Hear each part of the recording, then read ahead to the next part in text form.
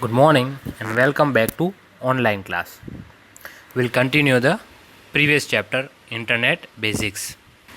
In the previous class, we have discussed about the advantages of email, limitations of email, email primer, that is creating a web-based email account, view received mails, and forward an email message. Today we'll discuss the structure of an email message and their all the components, how to send an email, and we'll see the difference between spam and junk mail. You can see in the image it is the structure of an email where each and every components are there: to CC, BCC, subject, attachment, main body of the mail, and on the top different buttons are there like send message, save draft, spell check, cancel message, and reset. We'll discuss about each and every component of an email in details. Now let's start with the from. This is the address of the sender of the email. Apart from the email address, the from field may contain the name of the sender also. So it is your own email address as you are sending the message. Next is to. This is the email address or addresses to which the mail is sent. That means here we have to write the email of the receiver. It may be one or more than one. Next is CC. CC stands for carbon copy. Here you can specify the email address or addresses of those whom you want to send a copy of the email. The CC recipient's name is visible to all the recipients. That means actually you are sending the message to the email address which are written in the to, but if you want to create a carbon copy and if you want to send a carbon copy, then their address you have to write in CC. Next is BCC. BCC stands for blind carbon copy. This is also a list of email address. These people will also receive a copy of the message, but BCC recipient's name is not visible to the other recipient. That means the BCC recipient's name cannot be visible to the to also, and it cannot be visible to the CC also. But the BCC recipient can see to whom we have sent the message, that is all the details of to, and to whom we have given the carbon copy, that is all the details of CC. But to and CC cannot see the details of BCC.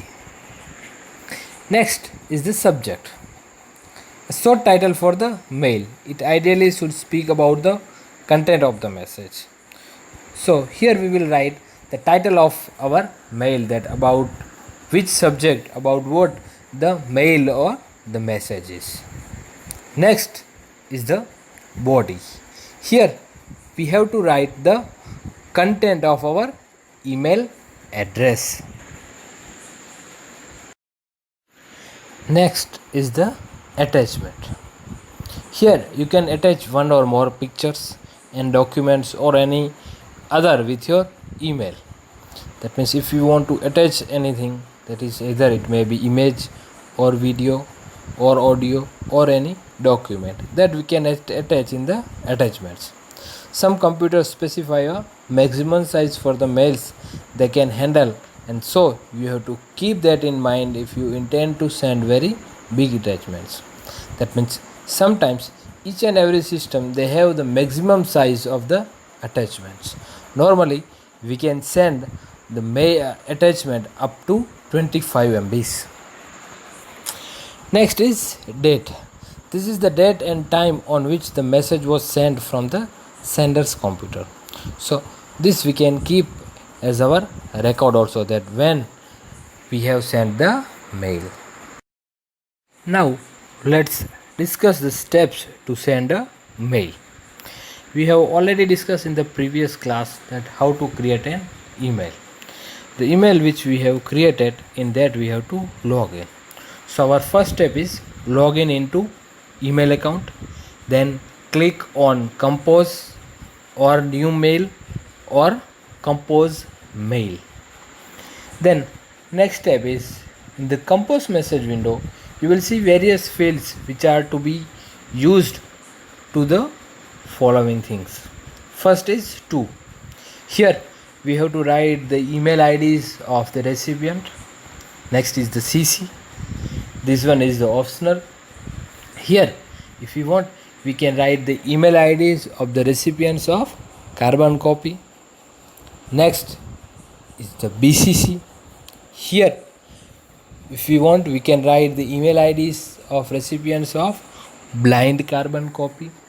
We have already discussed the difference between 2CC and BCC in the previous section. Next is the subject.